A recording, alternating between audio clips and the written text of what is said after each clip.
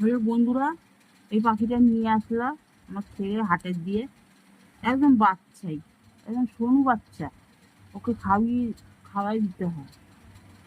ও এখনো খেতে শেখেনি, খায় আর ঘুমায় বাচ্চাদের মতো।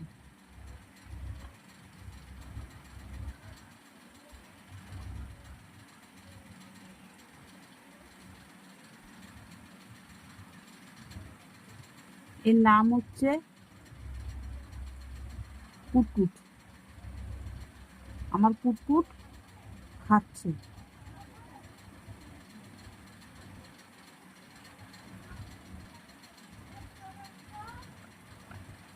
আর খাবে না, পেট ভরে গেছে। আর খাবে না, কুটকুটির পেট ভরে গেছে।